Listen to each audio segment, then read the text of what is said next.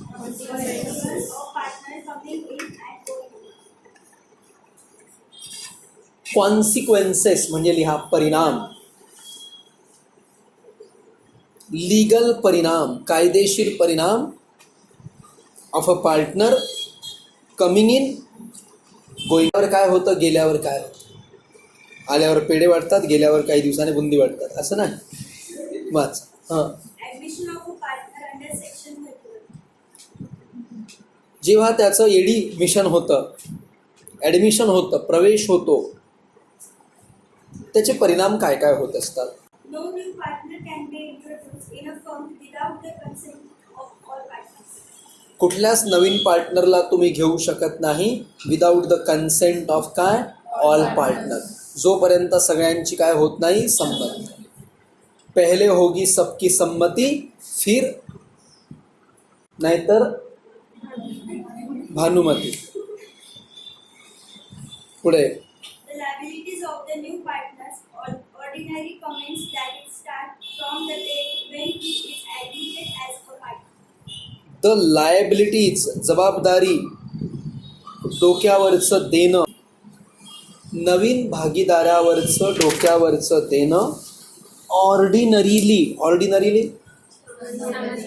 सामान्यपणे स्टार्ट किंवा commences from the date when he is admitted as a partner. Simple गोष्ट आहे. जर तो आला 10 तारखेला तर 10 आधी जे झालं सांगा त्याच्यासाठी तो लायबल राहील का? का नाही राहणार. सिम्पल गोष्ट. येस. कारण त्याच्यात त्याचा काय दोष सांगा. तुम्ही येण्याच्या आधी, तुमच्या जन्माच्या आधी झालं त्याच्यात तुम्ही दोषी आहात का? नाही. तुमच्या जन्मानंतर जे घडलं, मोदी प्रधान तुमच्या जन्मानंतर, म्हणजे तुम्ही दोषी आहात त्याच्यात. त्याला लक्ष द्या. दोषी म्हणण्यापेक्षा तुम्ही त्याच्यामध्ये सहभागी आहात. तुम्ही घरच्यांना सांगितलं असेल मोदी मोदी मोदी, असं झालेलं आहे काही लोकांना. पुढे Unless he agrees to be liable for obligations prior to the date. Unless, जोपर्यंत ही ॲग्रीज, पण कधी कधी तो स्वतः तयार होतो. काय होतं? स्वतः नाही, स्वतः तयार होतो. टू बी लायबल, जबाबदार, फॉर तयार होतो. टू बी लायबल, जबाबदार, फॉर ऑब्लिगेशन कर्तव्य म्हणजेच लायबिलिटीज. ऑब्लिगेशनचा पण अर्थ तोच असतो, उलटी लायबिलिटीज पण अर्थ तोच असतो, उलटी liabilities. Incurred by the firm, prior to the date, त्या तारखेच्या आत जे घडलं त्याला पण जर तो स्वतःहून जबाबदार राहिला तर तुम्हाला काय प्रॉब्लेम? तो स्वतः म्हणतोय ना मी तयार आहे, किंवा तुम्ही त्याला तयार केले. बघ तुला आज घेतोय आम्ही 2019 मध्ये, पण मागच्या वर्षात जे झालं त्याला पण तुला जबाबदार राहावं लागेल. उद्या मागचं काही प्रकरण निघालं तर तुला पण ते सहन करावं लागेल. तो म्हटला ओके आय एम रेडी. अरे ये तो बहुत अच्छी बात हुई, सोने पे सुहागा. यस, असं झालेलं आहे. पुढे But a mere agreement amongst partners cannot operate as novation. But a mere agreement, mere म्हणजे ओनली,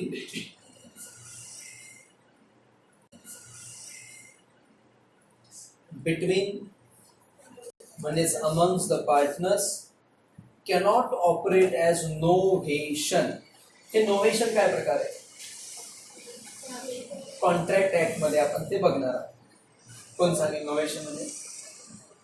नोव्हेशन ते बघणार आहोत. कोण सांगेल नोव्हेशन मध्ये? नोव्हेशनचा अर्थ काय म्हटले तुम्ही?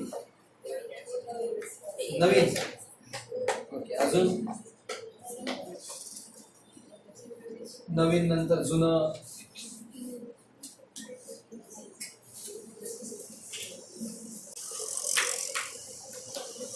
बोला, नवं जुनं. नोव्हेशनचा अर्थ लिहून घ्या. नोव्हेशनचा अर्थ लिहून घ्या.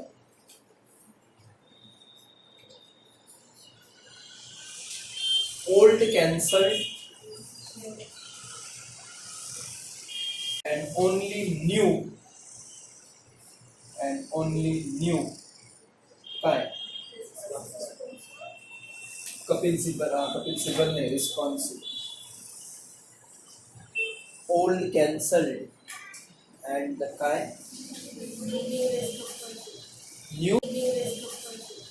New responsible.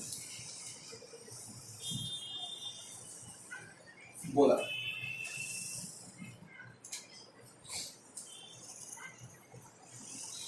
नवीन म्हटला मी तयार आहे तर याचा अर्थ असा होणार नाही की जुने सगळे तर याचा अर्थ असा होणार नाही की जुने सगळे मुक्त आले नव्यालाच पकडायचे त्याला.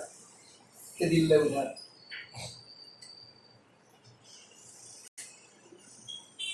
एक्झाम्पल वाचा आधी खाली. Example, X and Y were partners and have taken a bank loan of rupees lakh and creditors of rupees 2 lakh. दोन हे होते पार्टनर. दोघं बी पार्टनर. दोघा पार्टनरने काय घेतलेलं होतं? बँकेचं लोनचं घेतलेलं होतं. कसं घेतलेलं होतं लोनचं? आणि क्रेडिटर्स होते 2 लाखाचे. पुढे They admitted Z as a new partner. त्यांनी एका झेब्र्याला पार्टनर करून घेतलं. तो झिरप्या त्यांचा पार्टनर झाला.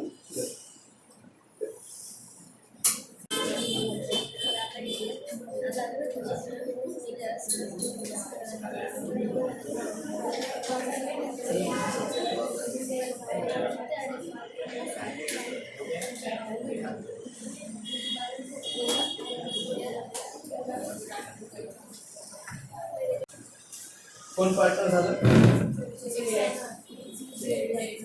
झेड. त्यांनी त्या झेब्र्याला पण पार्टनर करून घेतलं. तर याचा परिणाम काय होईल? आपण आतापर्यंत ज्या वह्या छापल्या होत्या त्याच्यामध्ये सुरुवातीला आधी आपण जो पुठ्ठा असायचा म्हणजे हार्ड बाउंड याला म्हणतात आणि नंतर जे आपण बनवले ते सॉफ्ट बाउंड अशा पद्धतीचे बनवले. सध्या विद्यार्थी कोणत्या प्रकारच्या वह्या जास्त वापरतात? सॉफ्ट प्रकारच्या वह्या जास्त वापरतात. सॉफ्ट. कोणी अशी हार्ड वापरतं का? हार्ड कोणी वापरत? सगळे सॉफ्ट वापरतात. सॉफ्ट मध्ये पण आपल्याकडे 2 प्रकार आहेत. एक हा सॉफ्ट आणि एक एकदम सॉफ्ट. मला सांगा एकदम सॉफ्ट. मला सांगा तुम्हाला केव्हा असं लिहावं लागतं का की हातात पकडून वही लिहायचं असतं?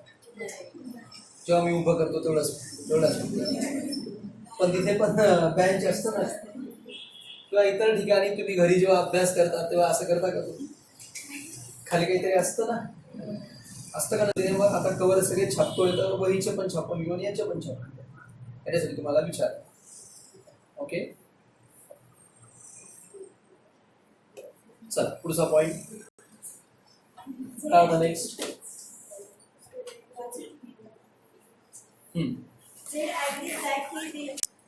तो झाला तयार. त्याला मी तयारच केलं की तुला इलेक्शन लढवायचंय. हारला तरी झालं.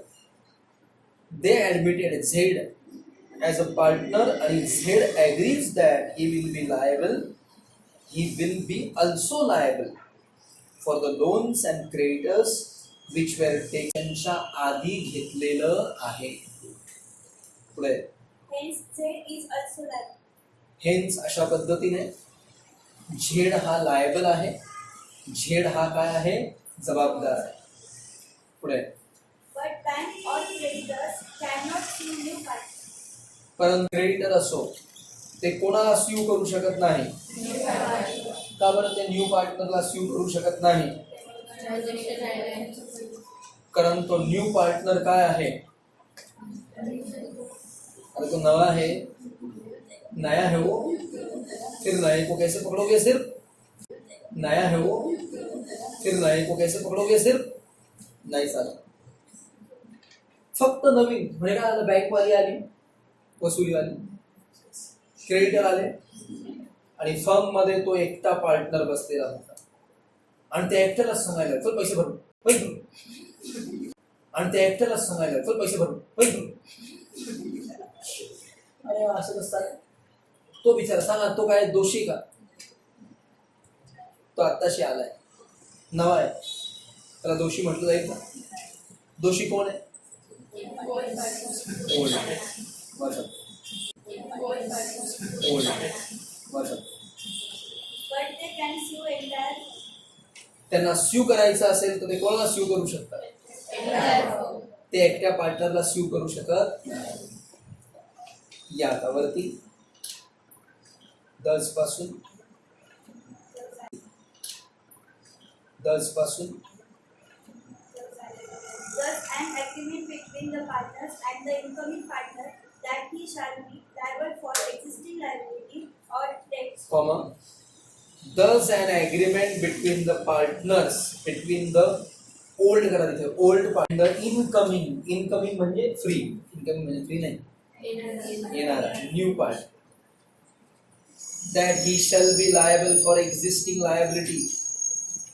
तो म्हटला स्वतःहून की आता जेवढं कर्ज आहे जेवढी लायबिलिटी आहे त्याच्यासाठी पण मी लायबल राहील. Will not automatically give creditors of the firm comma याच्याने फर्मच्या क्रेडिटर्सला अधिकार मिळणार नाही. कसला? any right against no partner. Against new partner. फक्त न्यू पार्टनरच्या वरती त्यांना अधिकार मिळणार नाही. फक्त न्यू पार्टनरच्या वरती त्यांना अधिकार मिळणार नाही.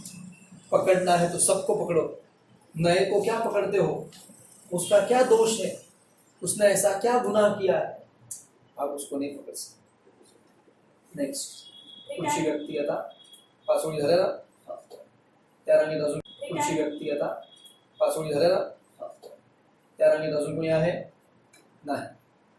असेल तर हातवरती करा. पुढची नाव वाच. Retirement of partner under section 52.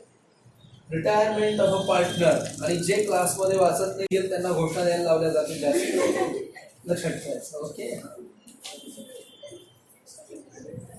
तर रिटायरमेंट, एखादा निवृत्ती झाला बिचारा तर काय करतात निवृत्तीनाथ? पार्टनर मे महिन्यात रिटायर असे प्रकार करायचे नाही.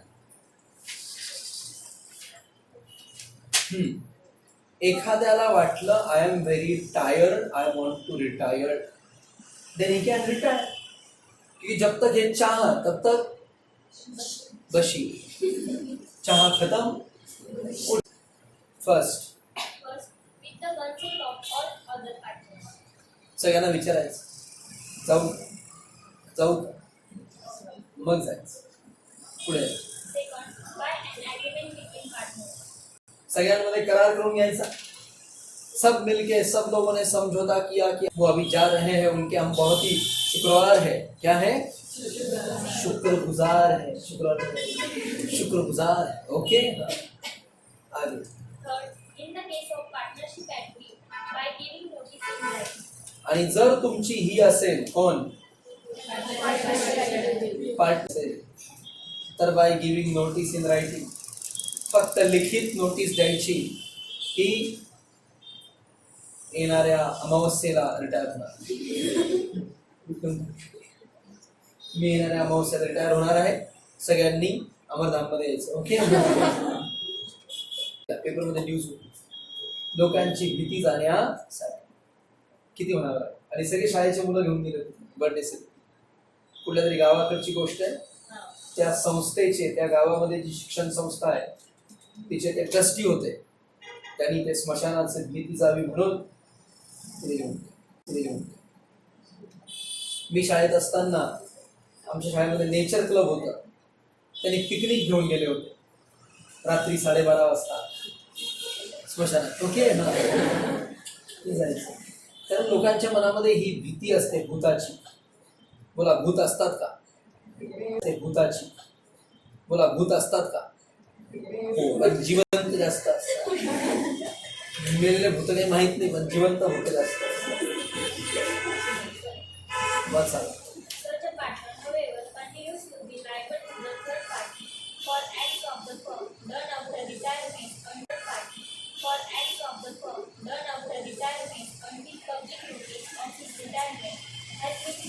स्टॉप. सच अ पार्टनर, तो भागीदार, however, तरी सुद्धा continues to be liable to the third party, continues to be liable to the third party, बाहेरच्या व्यक्तींना तो लायबल राहील, जबाबदार राहील for acts of the firm. फर्मने जे जे जे जे जे जे केलेलं आहे, काय ऍक्ट, जे पण ऍक्ट केलेलं आहे, डन आफ्टर द रिटायरमेंट, रिटायरमेंटच्या तारखेनंतर. आणखी काय म्हटली, आणखी public notice of his retirement has been given. जोपर्यंत काय देत नाही तो पब्लिक नोटीस म्हणजेच जाहीर सूचना जात असते, जाहीर सूचना. तुम्हा सगळ्यांसाठी ह्या येणाऱ्या 10-15 दिवसामध्ये कोणाच्या स्वतःचा किंवा घरामध्ये कोणाचा बर्थडे आहे का? एप्रिल महिन्यात बर्थडे नाही असतील तर आपल्या विद्यार्थ्यांचा, लोकांचा बर्थडेचा फोटो न्यूजपेपर मध्ये क्लासला दिला जाणार.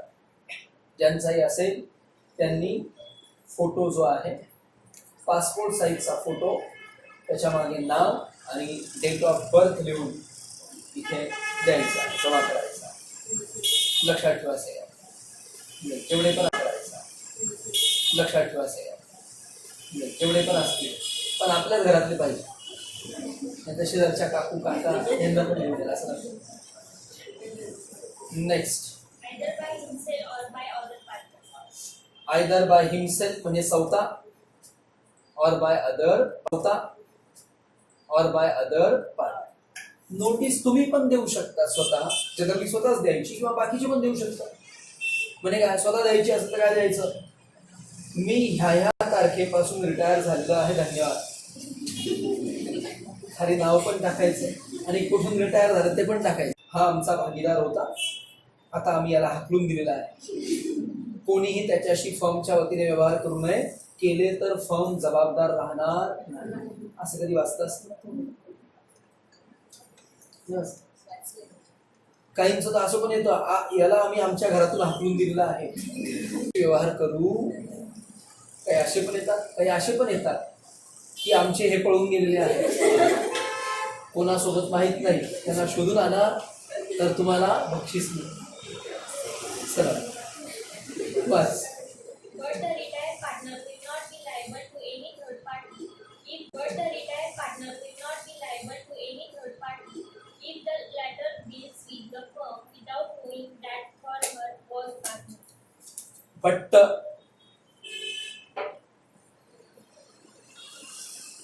But the retired partner will not be liable, to any third party. हा लायबल राहणार नाही, जबाबदार राहणार नाही. टू एनी थर्ड पार्टी, कुठल्याही थर्ड पार्टीला. केव्हा, इफ द लॅटर, इथे लॅटरचा अर्थ लिहा परत, थर्ड पार्टी करते म्हणजे व्यवहार करते with the firm without knowing that the former was a partner. त्यांना माहीतच नव्हतं की हा आधी यांचा हे होता, काय होता, पार्टनर. माहीतच असं. आता खाली एक्झाम्पल दिलेलं आहे. एक्झाम्पल सगळ्यांनी मनात वाचायचं. किती लोकांना समजेल बघूया, आणि नाही समजलं तर मी सांगणारच.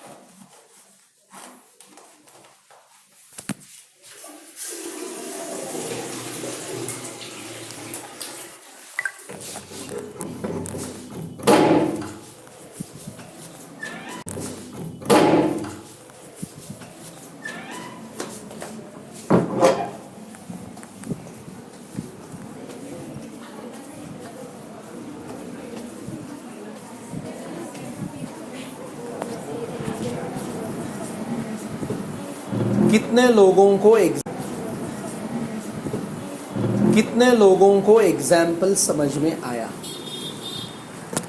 100% समझ में आया तो ये हाथ ऊपर करने का है। थोड़ा भी शंका होगी तो हाथ नीचे रखने का। फिर भी एक मेरा संविधानिक कर्तव्य है, तो मैं अभी आपको वो बताता हूँ। पहले पैराग्राफ में कोई अड़चन नहीं है। दाहला गेला,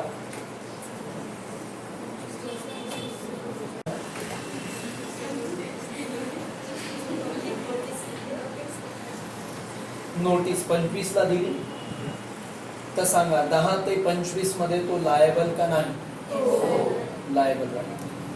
पुढचं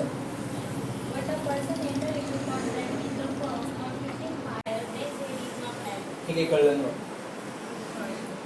कळलं.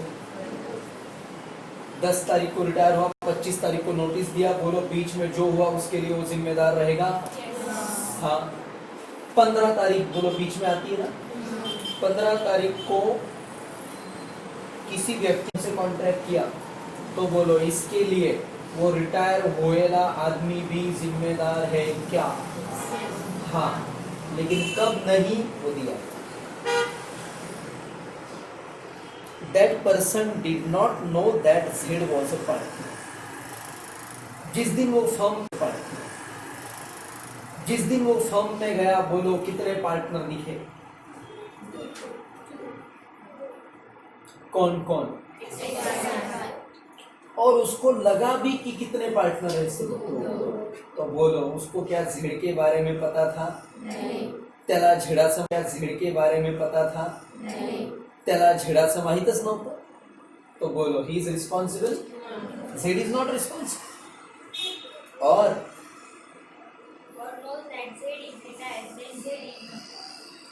या उसको अगर पता था कि झेड क्या हो चुका है, रिटायर हो चुका है, तो फिर बोलो अब वो कैसे जिम्मेदार पकड़ेगा? कल अगर वो कोर्ट में गया और बोला कि मुझे X और Y पैसे नहीं दे रहे, झेड को बोलो पैसा देने के लिए, कोर्ट उसको पहला सवाल पूछेगी, बता तुझे क्या पता था क्या झेड पार्टनर था उनका? या बोला नहीं मेरे को पता नहीं था, बाद में कहा मेरे को बाद में कहा, फिर वो जिम्मेदार नहीं. दूसरा, उसको कोर्ट ने पूछा कि तुझे पता था कि ये पार्टनर था? हाँ.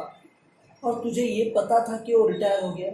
हाँ, वो भी मैंने देखा था, उल्टा कॉन्ट्रैक्ट कर रहा है. तुझे पता है कि झेड जा चुका है, तो अब सिर्फ कौन जिम्मेदार रहेंगे? बस. आगे